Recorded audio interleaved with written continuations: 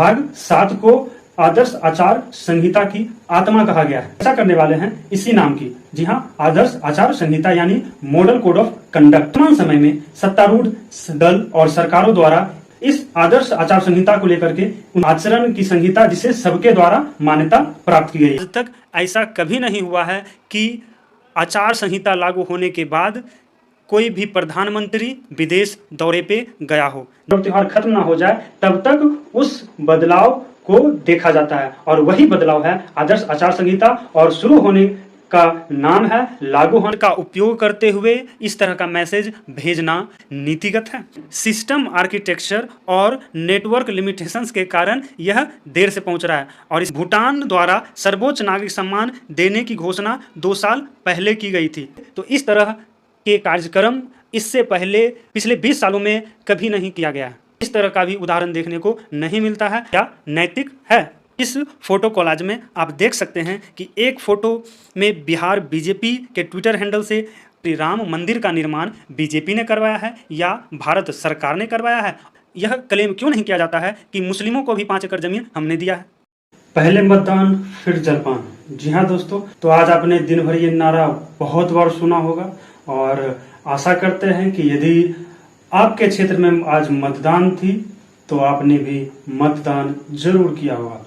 तो जी हाँ दोस्तों, आज आम लोकसभा चुनाव 2024 के पहले चरण का मतदान समाप्त हो चुका है। जैसा कि बीते 16 मार्च को मुख्य चुनाव आयुक्त श्री राजीव कुमार के द्वारा आम लोकसभा चुनाव 2024 के कार्यक्रम की विस्तृत घोषणा की गई, और उसी के साथ हमारे देश में आदर्श आचार संहिता भी लागू हो गया था। 16 मार्च को किए घोषणा के तहत पूरे देश में लोकसभा के 543 सीटों के अलावे 4 विधानसभा के आम चुनाव सहित विभिन्न राज्यों के 26 अन्य विधानसभा पर उपचुनाव का आयोजन किया जा रहा है। तो जैसा कि आपको पता है कि लोकसभा का चुनाव कुल 7 चरणों में इस बार आयोजित होने जा रहे हैं, जिसमें कि पहला चरण आज समाप्त हो चुका है। जैसा कि आप लोग को पता है, मुख्य चुनाव आयुक्त द्वारा किए गए विस्तृत चुनाव कार्यक्रम की घोषणा के साथ ही देश में आदर्श आचार संहिता लागू हो चुका है। जी हाँ, आदर्श आचार संहिता, और यह शब्द आपको बार बार सुनने को मिल रहा होगा। तो आज हम चर्चा करने वाले हैं इसी नाम की। जी हाँ, आदर्श आचार संहिता यानी मॉडल कोड ऑफ कंडक्ट, जिसे शॉर्ट में MCC भी कहा जाता है। तो चलिए एक बार फिर स्वागत है आप सभी दोस्तों का आम लोकसभा चुनाव 2024 के मद्देनजर इंफॉर्मेटिव वीडियो सीरीज के 7वें एपिसोड में। तो आदर्श आचार संहिता पर हम चर्चा को आगे बढ़ाएं तो उससे पहले हमारे कार्यक्रम की क्या रूपरेखा होगी उस पर हम चर्चा कर लेते हैं। तो इस कार्यक्रम की रूपरेखा में हमारा पहला बिंदु होगा कि आखिर यह शब्द, यह नाम आदर्श आचार संहिता का आखिर मतलब क्या है। जी हाँ, आदर्श आचार संहिता के नाम का मतलब क्या है। और दूसरा बिंदु होगा कि इसका इतिहास, आदर्श आचार संहिता का इतिहास क्या है, इसके पीछे की क्या एक सुनी अनसुनी कहानियां, रोचक कहानियां हैं। और तीसरा बिंदु होगा कि आखिर आदर्श आचार संहिता कब लागू होता है और इसकी सीमा कब तक होती है, तथा इसके जो भी ऐतिहासिक एक कहानियां हैं उससे भी हम आपको अवगत कराने का प्रयास करेंगे। और फिर बिंदु होगा कि वर्तमान समय में सत्तारूढ़ दल और सरकारों द्वारा इस आदर्श आचार संहिता को लेकर के उनके रवैये क्या हैं उस पर हम लोग चर्चा करने का प्रयास करेंगे। सबसे पहले हम बात करते हैं कि आखिर आदर्श आचार संहिता का मतलब क्या है। तो जी हाँ, अगर बात की जाए इसके नाम की तो आदर्श आचार संहिता, हम पहले इसके शब्द पर चर्चा करते हैं कि आदर्श मीन्स वैसा कोई भी चीज जो जिसकी मान्यता सभी लोगों के द्वारा प्रदान की गई है। उसके बाद आचार का सीधा सीधा मतलब होता है, अगर अंग्रेजी में बात की जाए तो कंडक्ट, या फिर आम बोलचाल में अगर समझने का प्रयास करें तो आचार का मतलब हुआ आचरण, कि आप किस तरह से आपकी एक कार्यशैली होती है, आपकी कैसी एक्टिविटी होती है, तो उसे आचार मीन्स आचरण कहा जाता है। और संहिता का मतलब कोई भी बुक जिसमें की सारी चीजें एक प्रक्रियागत दर्ज की जाती है, उसे संहिता कहा जाता है। यह और इस शब्द का प्रयोग कहीं ना कहीं धार्मिक पुस्तकों के मामले में भी किया जाता है और कानूनी पुस्तकों के मामले में तो किया ही जाता है। तो जी हाँ, इस तरह से हमारा नाम बनता है आदर्श आचार संहिता।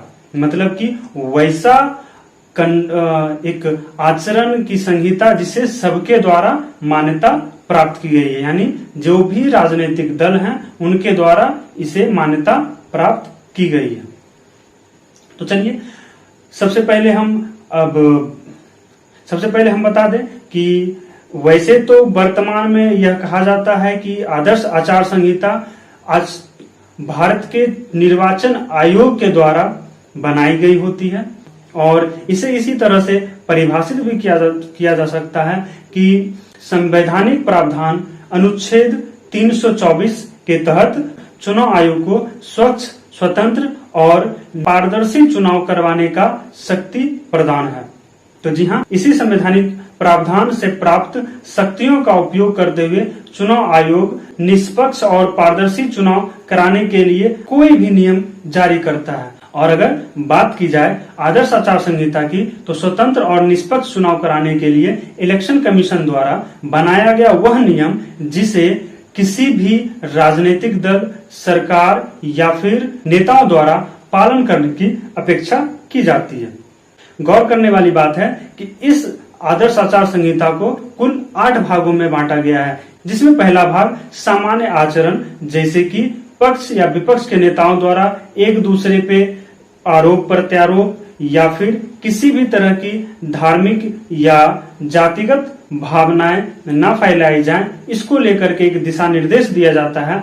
और दूसरे भाग में जो एक सार्वजनिक बैठकें और आयोजन की जाती हैं या रैली की जाती हैं, उससे संबंधित दिशा निर्देश उसमें दिए हुए होते हैं। तीसरे भाग में जुलूस, बैनर, पोस्टर को लेकर के एक जरूरी निर्देश चुनाव आयोग के द्वारा उसमें दर्ज किया गया है। वही चौथे भाग में मतदान दिवस के दिन नेता और राजनीतिक दलों द्वारा क्या अपेक्षाएं की जाती है मतदान कर्मी के द्वारा, और जो भी मतदान में एक अधिकारी शामिल हैं उससे उनके सहयोग के लिए उनसे जो अपेक्षाएं की जाती है वो सारी उसमें दर्ज की गई हैं। वहीं अगर बात की जाए 5वें भाग की, तो उसमें मतदान केंद्र पे एक जो माहौल होना चाहिए मतदान के आसपास, वो सारी चीजें उसमें वर्णित होती है। वहीं भाग 6 में शिकायत करने का प्रावधान दिया गया है। जी हाँ, अगर किन्हीं नेताओं को अपने विरोधी किसी दूसरे नेता के खिलाफ एक शिकायत चुनाव आयोग में करना है, तो उससे जुड़ी हुई सारी जानकारी भाग 6 में है। वही भाग 7 की बात करें तो यह सत्तारूढ़ दल को लेकर के विशेष तौर पे सत्तारूढ़ दल को क्या करना चाहिए, उनके क्या आचरण होने चाहिए। सत्तारूढ़ दल को सरकारी चीजों का उपयोग नहीं करना चाहिए। हेलीकॉप्टर या फिर जो सरकारी वाहन है, सरकारी पद है, सरकारी कर्मचारी है, उनका किस तरह से इस्तेमाल आदर्श आचार संहिता के लागू रहने तक नहीं करना है, वो सारी चीजें उसमें वर्णित की होती है। वही भाग 7 को आदर्श आचार संहिता की आत्मा कहा गया है। जी हाँ, आदर्श आचार संहिता की आत्मा, क्योंकि अगर सत्तारूढ़ दल इस चीज का पालन नहीं करेंगे तो इसके अस्तित्व का कोई मतलब ही नहीं रह जाता है। और अगर बात करें अंतिम भाग 8 की, तो यह घोषणा पत्र के बारे में चर्चा करता है। जी हाँ, घोषणा पत्र, जो कि प्रत्येक चुनाव में राजनीतिक दल अपनी तरफ से न्याय पत्र, तो संकल्प पत्र जैसे अनेक नामों से लोगों के बीच अपने विजन को आने वाले चुनाव के बाद अगर सरकार बना दी जाए, अगर उनकी सरकार बना दी जाए तो वो क्या करने वाले हैं, उससे संबंधित एक दिशा निर्देश उसमें तय किए गए हैं। और आपकी जानकारी भी बता दूं कि हमारा अगला वीडियो घोषणा पत्र को लेकर के ही होने वाला है। तो चलिए दोस्तों, हम आगे बात करेंगे कि इतिहास में आदर्श आचार संहिता को लेकर के क्या सुनी अनसुनी रोचक कहानियां घटित हो चुकी हैं। अगर बात की जाए आदर्श आचार संहिता के सबसे पहले उपयोग में आने की, तो इसका श्रेय केरल राज्य को जाता है, जो कि 1960 में केरल राज्य के द्वारा विधानसभा चुनाव के लिए उन्होंने एक ऑल पार्टी मीटिंग यानी कि सर्वदलीय बैठक के द्वारा इसका फैसला लिया और उन्होंने एक तरह से सेल्फ इम्पोज्ड यानी कि अपने आप पे खुद थोपा हुआ नियम बनाया कि हम राजनीतिक पार्टियां कैसे आने वाले चुनाव में अपनी पार्टी का प्रचार करेंगे। जी हाँ, आपने बिल्कुल सही समझा कि यह राजनीतिक पार्टियों द्वारा, केरल के राजनीतिक पार्टियों द्वारा उठाया गया एक कदम था, ना कि निर्वाचन आयोग के द्वारा राजनीतिक पार्टियों पे थोपा गया कोई नियम या कानून। तो चलिए हम बात करते हैं आदर्श आचार संहिता के इसी चुनावी सफर की।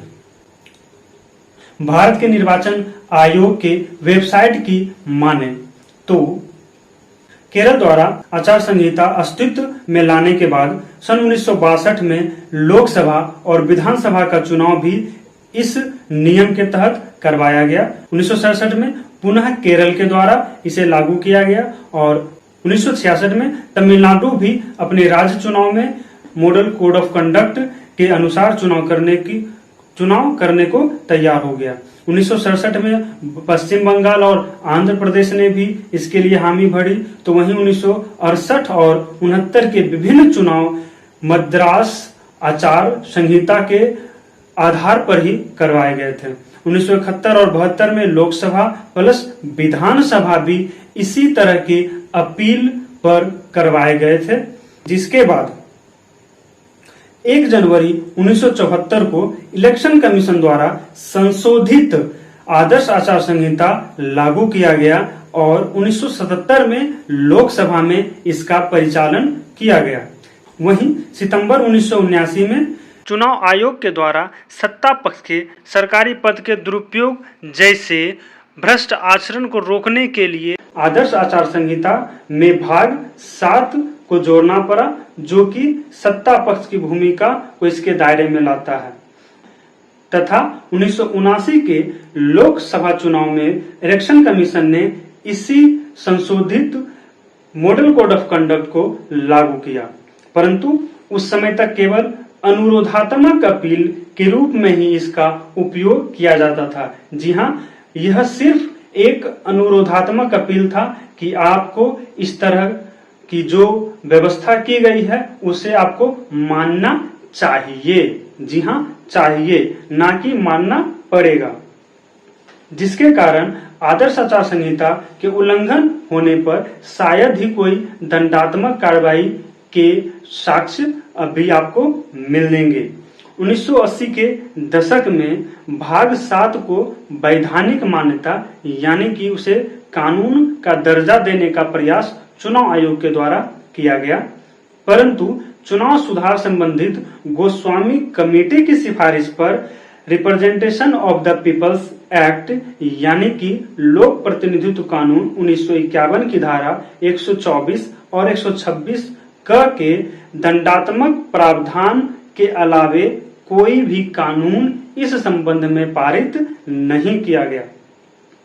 तो जैसा कि पिछली बातों से आप एक बात समझ चुके होंगे कि यह जो आदर्श आचार संहिता यानी मॉडल कोड ऑफ कंडक्ट है, यह कोई कानून नहीं है, इसे अभी तक वैधानिक मान्यता नहीं मिली है। जी हाँ, यह कोई कानून नहीं है, इसलिए आप एक चीज देख रहे होंगे कि जो भी कानून होता है उसके नाम के पीछे कोई ना कोई साल, यानी जैसे कि अगर representation of the people act की बात करें तो उसके साथ 1951 जुड़ता हुआ आता है, लेकिन आदर्श आचार संहिता के साथ कोई भी वर्ष जुड़कर नहीं आता, क्योंकि यह अभी तक सरकार के यानी कि यह अभी तक हमारे देश की संसद द्वारा पारित नहीं किया गया है।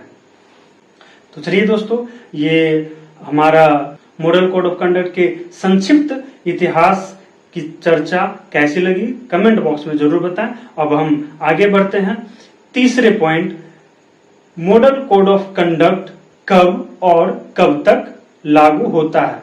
जी हाँ, मतलब कि यह अस्तित्व में कब आता है, क्योंकि यह सडन मतलब अचानक से जब चुनाव आते हैं तो यह सुनने में आता है कि आचार संहिता लागू हो गया है।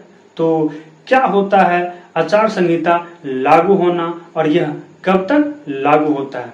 तो सबसे पहले आपको यह समझना होगा कि यह लागू होना क्या है और यह कैसे लागू होता है और कैसे खत्म हो जाता है ना। तो हम आसान शब्द में, आसान भाषा में समझाने का प्रयास करते हैं कि आखिर ये आदर्श आचार संहिता क्या है और इसके लागू होने और खत्म होने का मतलब क्या है। तो दोस्तों हम बात करते हैं हमारे आपके घर की। जी हाँ, चूंकि हमारा आपका घर अगर सामान्य दिनों की चर्चा की जाए तो वह एक सामान्य नियम के अनुसार चलता है।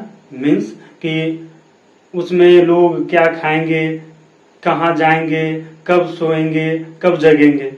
लेकिन अगर उस घर में किसी तरह का आयोजन हो जाए या फिर उस घर में पर्व त्योहार आने वाला हो या फिर कोई अतिथि आने वाले हो, कोई गेस्ट आने वाले हो, तो अब समझने का प्रयास कीजिए कि क्या उस घर की आम दिनचर्या बरकरार रहेगी या फिर उसमें कोई अंतर आएगा। जी हाँ, उसमें अंतर पाया जाएगा कि जब तक वह पर्व त्योहार खत्म नहीं हो जाती है या फिर कोई आयोजन खत्म नहीं हो जाता है या फिर जो अतिथि आने वाले हैं या फिर आ चुके हैं वह चले नहीं जाते हैं, तब तक उस घर के परिचालन में, उस घर के आचरण में कुछ न कुछ बदलाव जरूर देखने को मिलता है कि वहां उसमें कुछ विशेष पकवान बनाए जाएंगे, कुछ खान पान की एक आदतें वो बदल जाएगी और उस घर के लोगों का रहन सहन, उस घर के लोगों का आम बातचीत करने का तरीके में बदलाव जरूर देखा जाता है। तो जी हाँ, बिल्कुल यही बदलाव है आदर्श आचार संहिता। और जब अतिथि या फिर पर्व त्योहार या समारोह होने की घोषणा होती है, उस दिन से लेकर के जब तक वह अतिथि चले जाएं या फिर आयोजन खत्म ना हो जाए या फिर पर्व त्योहार खत्म ना हो जाए, तब तक उस बदलाव को देखा जाता है और वही बदलाव है आदर्श आचार संहिता। और शुरू होने का नाम है लागू होना और समाप्ति का दिन है आदर्श आचार संहिता का खत्म होना। और अगर हम बात करें इसके लागू होने के ऐतिहासिक रोचक कहानियों की, तो सबसे पहले हम आपसे एक क्विज क्वेश्चन पूछना चाहते हैं कि बताइए आम लोकसभा चुनाव 2024 में आदर्श आचार संहिता कब से शुरू हुई और कब समाप्त हो जाएगी। तो जी हाँ, अपने जवाब कमेंट बॉक्स में देने का प्रयास जरूर करेंगे। अब हम बात करते हैं कि यह इसके लागू होने के इतिहास के बारे में। तो सबसे पहले 1991 लोकसभा चुनाव से चुनाव कार्यक्रम घोषणा के दिन से ही लागू किया जाने लगा, जिस पर इलेक्शन कमीशन और केंद्र सरकार एकमत नहीं थी। 1994 में आंध्र प्रदेश सरकार ने इसे सुप्रीम कोर्ट में चुनौती भी दी, जो कि एक तरह से बिना निर्णय का रहा, परंतु पंजाब और हरियाणा हाईकोर्ट ने 1997 में Harvansh Singh Jalal versus union of India 1996 case में इलेक्शन कमीशन को सही बताते हुए अधिसूचना जारी होने की तिथि को न मानकर इस चुनाव कार्यक्रम की घोषणा की तिथि को ही आदर्श आचार संहिता के शुरू या लागू होने की तारीख माना।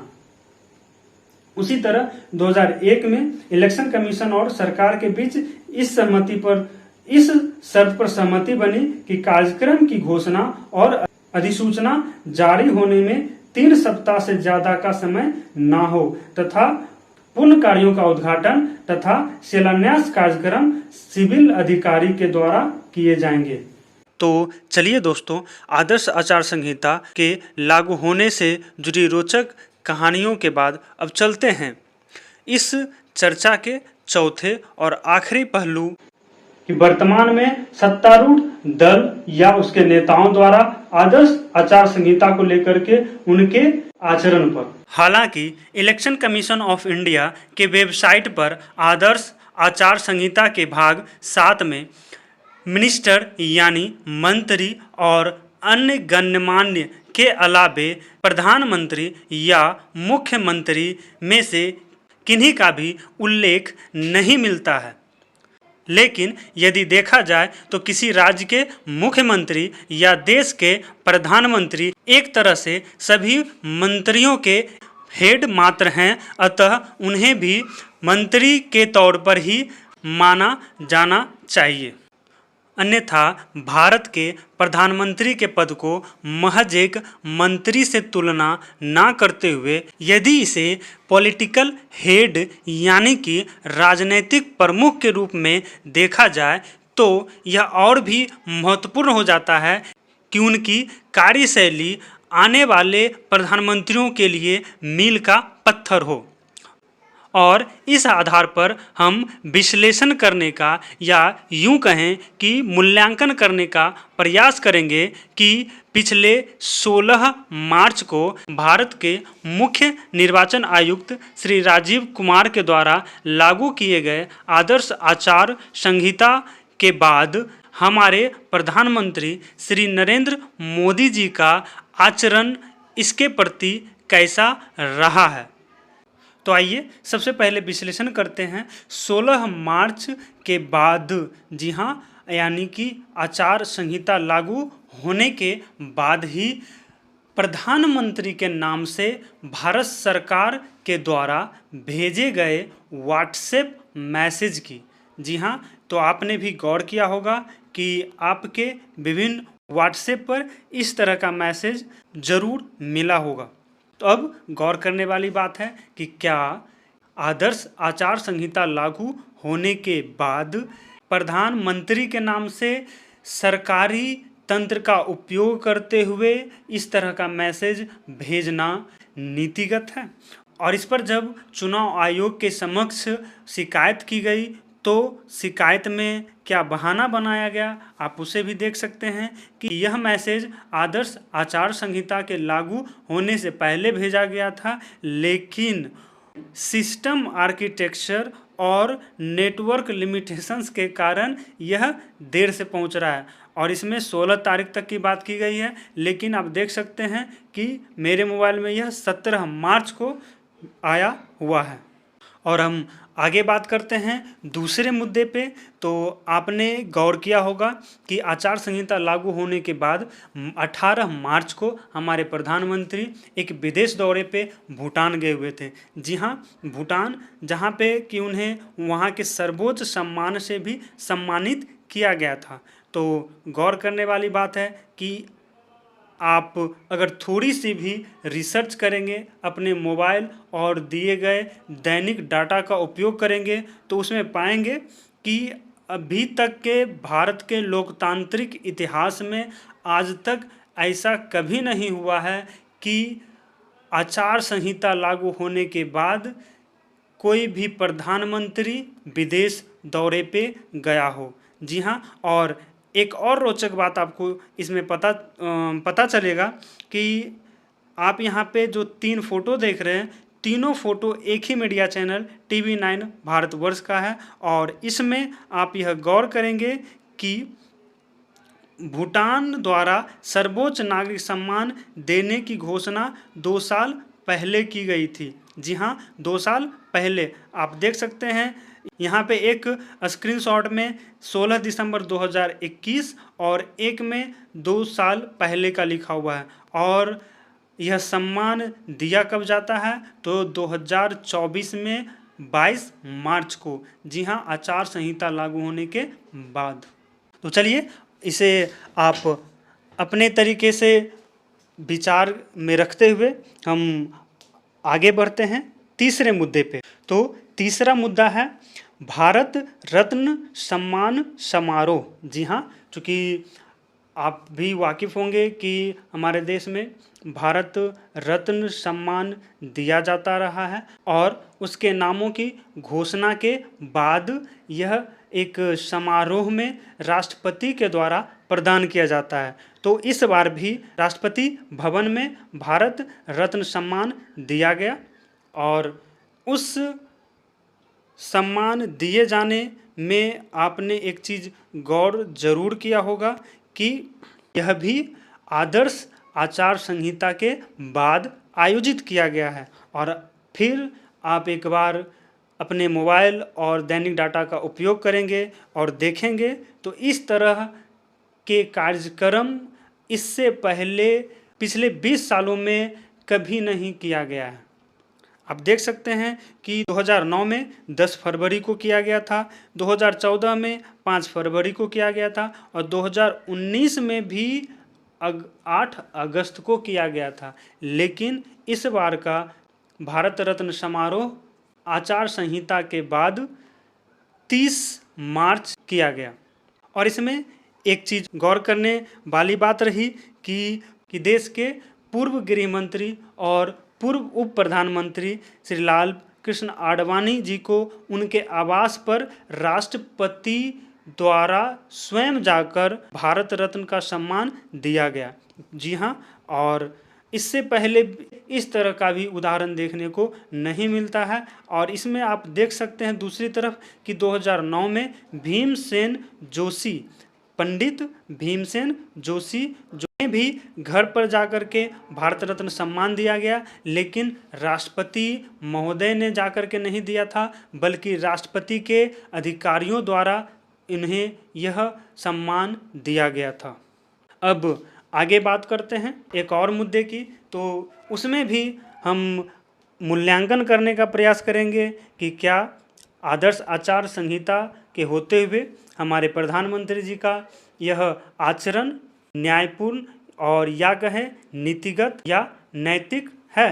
इस फोटो कोलाज में आप देख सकते हैं कि एक फोटो में बिहार बीजेपी के ट्विटर हैंडल से राम मंदिर का फोटो और उस पर यह लिखकर कि वोट देने जा रहे हैं, तो याद रखिएगा कि रामलला का मंदिर किसने बनवाया। और दूसरी तरफ रामलला के मूर्ति का फोटो लगाकर एक डिफरेंस दिखाया गया है कि अगर आप बीजेपी को वोट दोगे तो आपको क्या डिफरेंस देखने को मिलेगा।